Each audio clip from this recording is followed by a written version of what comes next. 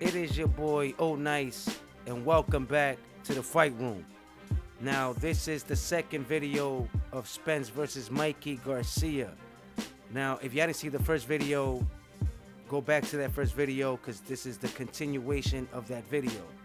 Now, in the last video, I was saying that this is a 50-50 fight and that Errol Spence might not be putting Mikey Garcia as a threat, a legitimate threat. And being that because he moved up and he's a natural 135-pound fighter. Now, let me say this. I did say it was a 50-50 fight, but I did not say that Mikey Garcia was going to win the fight. I did say that he has a chance to win if he uses smarts, his technical skills, and use the ring to make points and, come up with the victory. How hard is that? Mikey Garcia is a good fighter. A lot of y'all people that don't know nothing about boxing, and there's a lot of people that don't know nothing about boxing, and it's true. Mikey Garcia is a special fighter. He's been in the game for a couple of years, 12 and on, and is still undefeated. He is an elite fighter. And a lot of you guys are not even, y'all don't know nothing about boxing.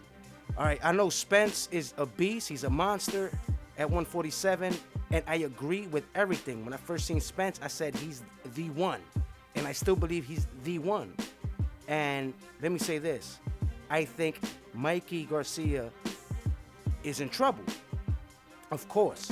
I did say he's a 50-50 fight, but he is in trouble, of course. He's daring to be great. He's moving up to fight a monster in Errol the Truth Spence.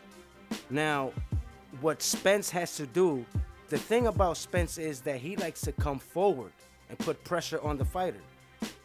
And how would Mikey Garcia react to that? We don't know. But what we know is that Mikey Garcia knows how to use the ring and knows how to box and use his head. And this is Errol Spence's toughest fight to date, even though Mikey is a naturally 135-pound fighter moving up. It's still Errol Spence's most dangerous fight to date. I never said Mikey Garcia was going to win. I said he has a chance to win because he's a great fighter. But overall, I am choosing Errol Spence to pull off the victory in this fight. Why? The bigger, natural, stronger fighter. Smart fighter as well. All he has to do is use the ring and apply the pressure and put that power in nonstop. And that's all he does. So I'm interested to see how Mikey Garcia reacts to the toughness of Errol Spence, putting the pressure, applying the pressure, jabbing and going to the body, combinations. It's going to be a good, tough fight for Mikey Garcia. Yes, a very, very, very tough fight. But again, Mikey Garcia is not an average, regular fighter. He is an elite fighter, won 3 titles in 3 different weight classes, and is trying to pull for the 4th one against Spence. And you got to give him credit, and he has a ton of heart for taking such a caliber of opponent in Spence. Now, if Spence does what he does best, applies the pressure, puts power in his punches, uses the jab, and uses the ring, then Mikey Garcia is in trouble. All right? That's all I got to say. Errol Spence is a caliber, top-notch fighter. Everybody knows that. We all know that. He applies the pressure in every fight. I mean, non-stop pressure. So I haven't seen Errol Spence never change his game plan. His game plan with every fighter has been the same. Pressure applied. And that's what he does best. So Mikey Garcia, being a smart fighter and knowing the ring, knows that Errol Spence is going to come with that pressure and that work. And I think that he has the tools to work around that in order to pull or try to pull the victory. But it's going to be tough. Of course, it's going to be tough. Another thing that Mikey Garcia has been working with Victor Conti. I know many of you probably heard of him. He's been caught back in the day for helping fighters use PEDs and stuff like that. But he's changed, supposedly.